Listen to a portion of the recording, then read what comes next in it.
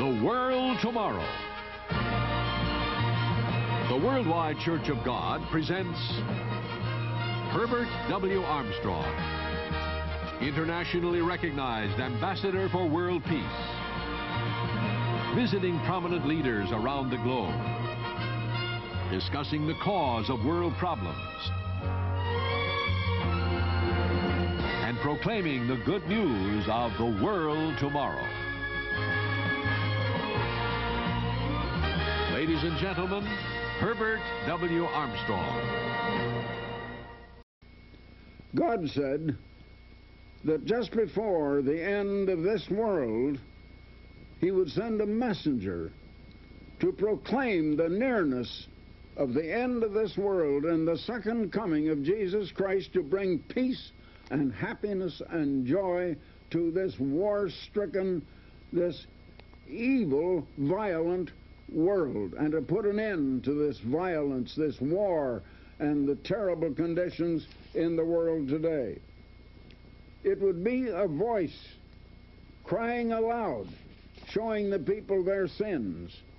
Now, just as John the Baptist was a voice coming before the first coming of Jesus Christ to prepare the way for His coming, a voice crying out in the physical wilderness of the Jordan River over in the Middle East and Palestine to prepare the way for the physical Jesus, the physical human Jesus, to come to His material temple made of stone, of wood, of gold and precious metals and other materials, coming to His physical people, Judah, the Jews who rejected Him, and coming to announce that in the far, far future He would set up the kingdom of God, that He would come again, that He would set up the kingdom of God and bring peace to the world. So just before that second coming, God said there would be a messenger, a voice crying out in the spiritual wilderness of the modern Babylon of religion and of all kinds of confusion, political confusion, social confusion, every kind of confusion, preparing the way for the supernatural Jesus coming in all the power and the glory of the great God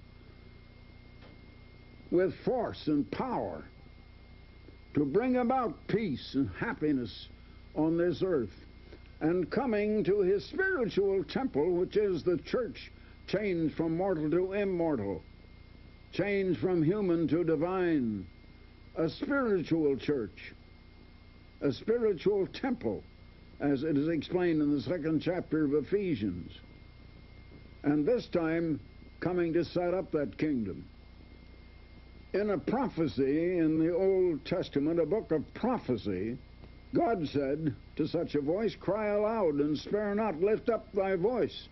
Profess born-again Christians. It is speaking of lifting up the voice, which only the modern facilities of television and radio have made possible at last, where one voice, merely in a studio such as this where I'm speaking now, can speak into a microphone and be heard by millions and millions of people in all parts of the world, some in their own homes, some in automobiles, wherever they may be, lifting up the voice.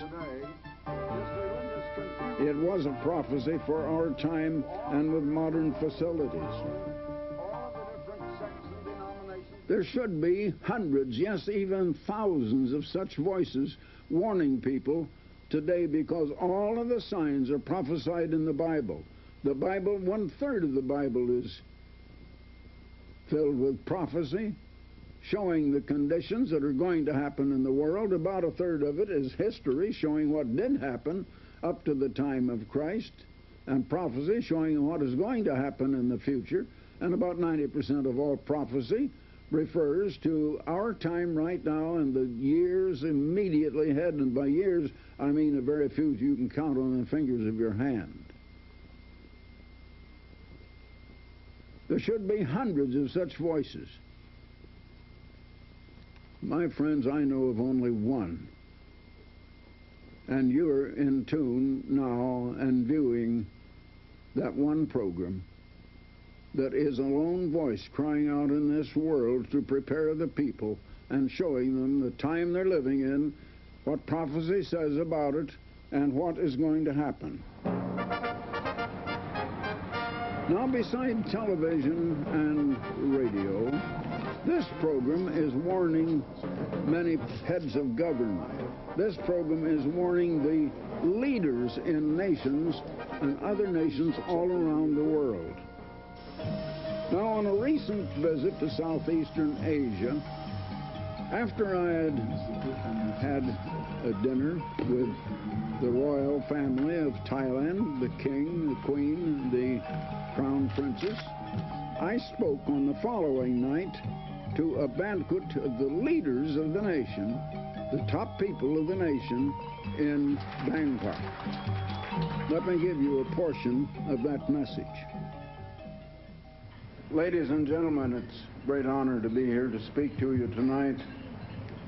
Yesterday, I flew in a helicopter with Her Majesty the Queen over to the King's project among the hill tribes over near the Burma border.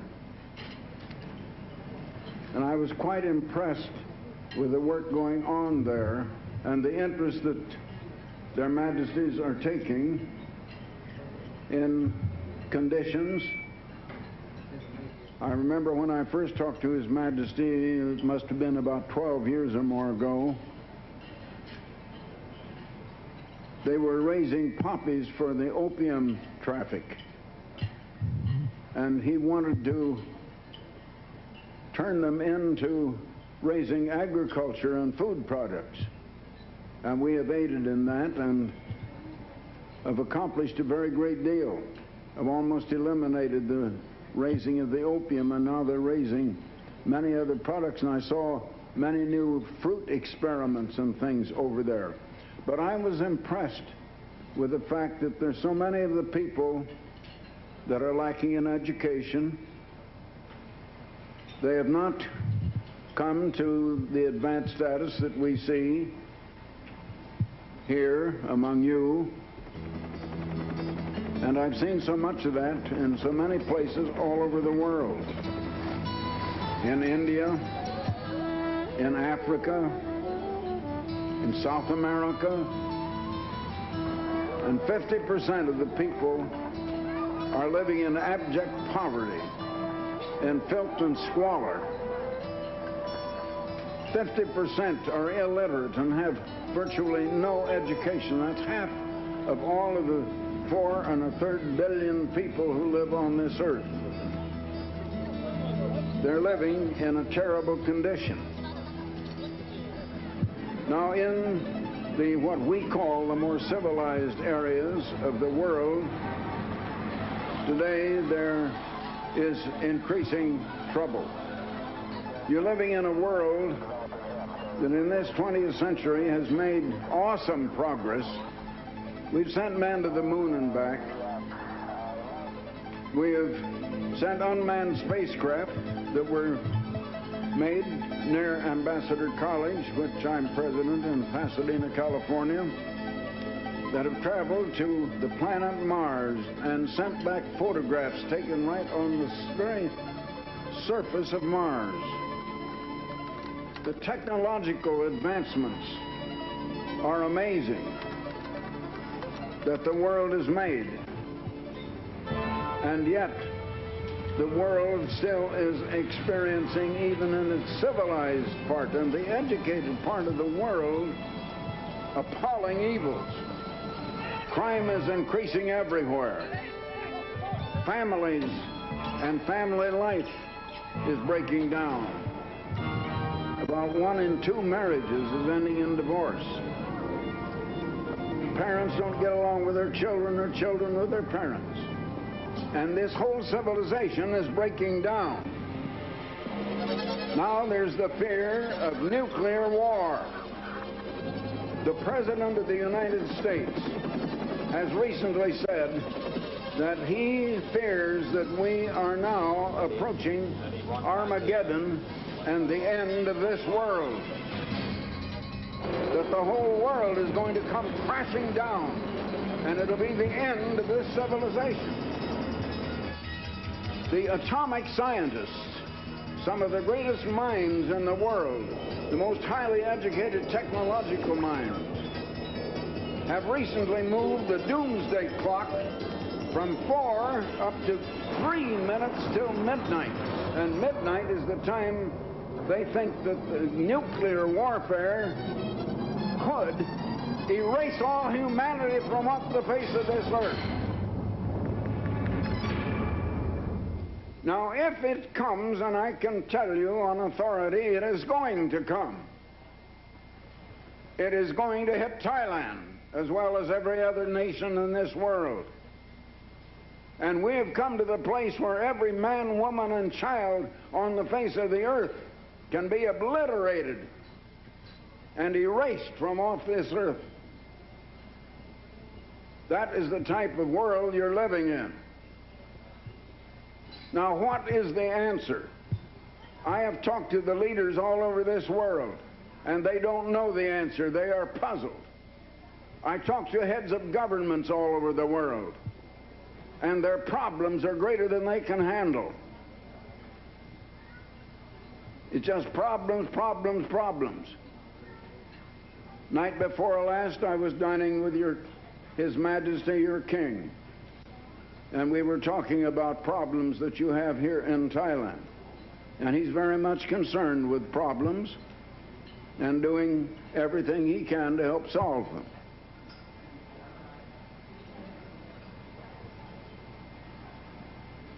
Their Majesties, the King and Queen, are devoting themselves to help this country in every way that they can. But evils in the world, and especially in other nations, are becoming so great that even the fate of all humanity is now at stake. Now, there has to be a cause for everything. There's a cause for every effect. Something had to cause all of this. And the only way that you can get to an answer of the cause is to go back to the very foundation of civilization and of humanity. But the oldest history extant in the world today is a book called the Holy Bible. It is supposed to be the textbook of the Christian religion. I'm sorry, but I've found that most professing Christians do not understand it and believe almost the exact opposite of what it says. But it is a book that records accurate history of the past. And the way all civilization started was with one man, one single man, who was created by the great Creator, God. And he was created out of the dust of the ground, just out of matter taken out of the ground. He only had a temporary existence. But the God who created him is immortal and has self-containing life, immortality, inherent life, self-containing. He cannot die. He is immortal and will live forever. He offered life to this first man that he created, but the man had to make a decision. Before him were two choices. One was to go on what human knowledge he could have and which he could provide himself, on his own ideas and his own ideas of good and of evil. The other was to be conceived or begotten by his very Creator, and later to be born of the Creator and have immortality and immortal life. But he rejected that, and he chose to do his own thing, his own way, and to use just what knowledge he had with his human mind and his human brain to decide good from evil and to choose his own kind of good. But you know, his kind of good was not good enough. His children begotten and born of him, and his wife, whom God also created, went the same way. And all civilization has come on down to us today, and all nations of the earth have come from that one man created by the one God, who is the God of all the races and all the families and all of the nations on the face of the earth. All of one blood, all of one ancestry, all of us. The way that that man chose was the way that seemed right to him, and that was the way of vanity, of self-glory, of glorifying himself. It was the way of getting and taking away from other people, where the way of the Creator was the way of give, or the way of love, having love to other people, to try to serve other people, to cooperate, to help, as your king and queen are doing here in this country. They're trying to help the people. But mankind in general has not lived that way. They have lived the selfish way. There are just two ways of living, and I call one, to make it simple, the way of give. I mentioned this when I was here a year ago. The other is the way of get. I want to get everything for me. And that's the way most people think, and the way they live, the way they act and perform. And it has come down to this world as we are today. Now, what I want to tell you is this. This living Creator God, who is a great spirit being and has immortal life and supreme mind and intelligence, he sent his own Son to be born as a human being about a little over 1950 years ago. He came to proclaim this way of give. One thing he said and he taught was, it is more blessed to give than to receive. And he lived that way.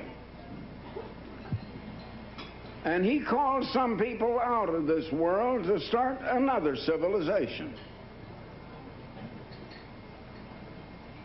But he only came to announce that he was going to come later, and come in all the power and the glory of the great Creator God, who created all the nations off the face of this world, the face of the earth, to come and rule all nations with power and force, and to force people to love one another, to be happy, to begin to give and to cooperate and to help one another. And then we shall have peace. There is no peace in this world because people don't love one another. And I'm here to announce to you tonight that God is going to let this world come crashing down. And He's going to send that same one who was Jesus Christ. And those who preach in His name as Christians are preaching just the opposite of what He taught. They send missionaries up here and they don't preach what He taught. They preach something else. I don't come up here to try to make converts. We don't send missionaries. But I'm telling you that He is going to send this Jesus Christ back in power to rule all nations in love and in peace and in cooperation, until we learn to love one another, and then we're going to have peace at last. But there's no peace as long as we live the way people are living in this world. Now, I'm called an ambassador with our portfolio for world peace. and I work for peace, but I'm telling you the only way that peace can ever come. I want to preach the way of give and love as far as I can, but I know that not a great many are going to accept that. And so I'm just telling you and announcing that there will be a new and a better world.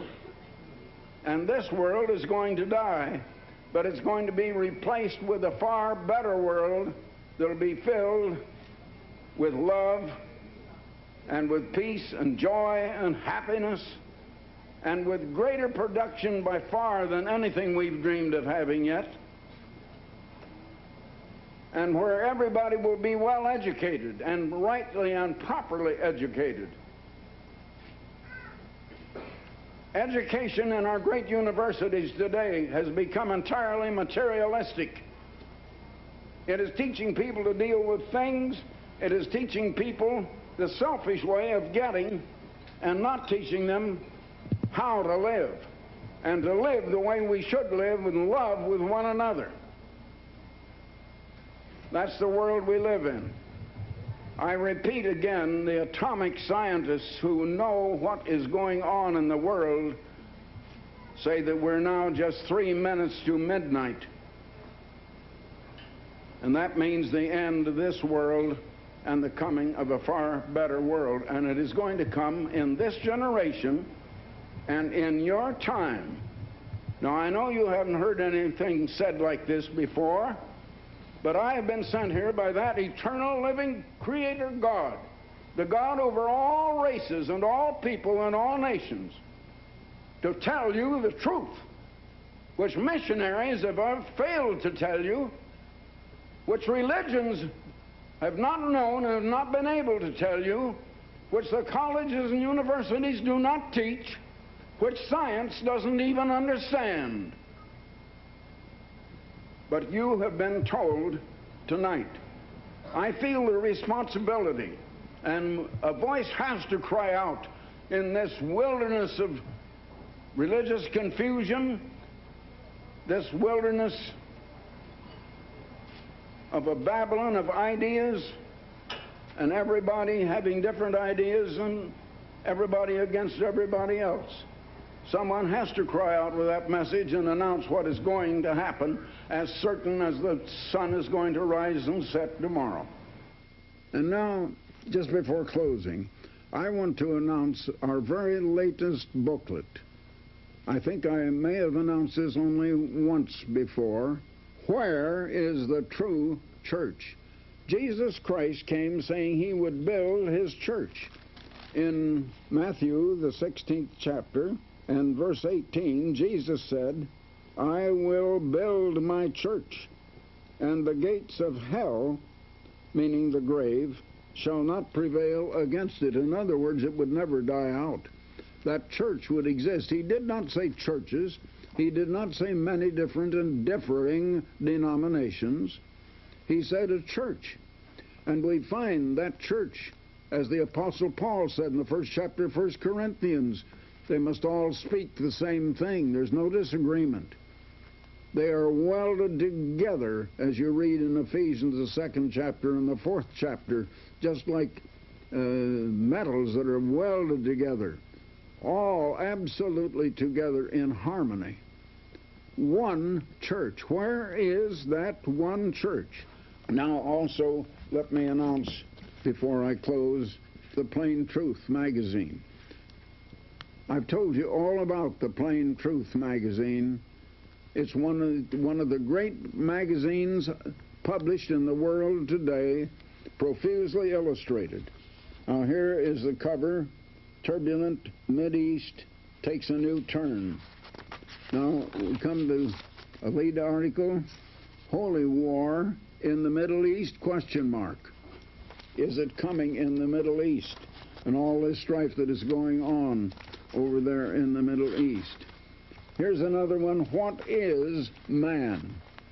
You know, humans have knowledge about almost everything except themselves. Man knows about everything but himself. He doesn't know what he is himself. He doesn't know why he is here on earth, where he is going, what it's all about. Here's another article. Are you prepared for 1985? Giving you an idea of what is coming in 1985. Times are changing rapidly. How are you going to endure in 1985 that is coming up? Here then is another article. Otto von Habsburg, a man with a mission. He has come to Pasadena and spoken before Ambassador College here. I have come to know him well personally. Here's another article. Don't let life pass you by. It's an inspirational article that you need. Here's another one. The Bible shows where we're headed now and what's going to happen in the near future. Then here are two articles on the real truth about child abuse. That is something most people don't understand, the full truth about that, and you need to understand. Here's another article, Napoleon and the Pope, of what had happened in the Middle Ages and coming on down to today, that is only a forerunner of what is really in the works right now in Europe and what is coming to pass, and the very next thing that is prophesied to come to pass in Europe. So until next time, this is Herbert W. Armstrong. Goodbye, friends. For the free literature offered on this program, write Herbert W. Armstrong, Pasadena, California, 91123. In Canada, Box 44, Vancouver, BC. Or in the continental United States, you may call this toll-free number, 800-423-4444. In California, Alaska, and Hawaii, call Collect 213-304-6111. If the lines are busy, please try again. The preceding program and all literature were produced and sponsored by the Worldwide Church of God.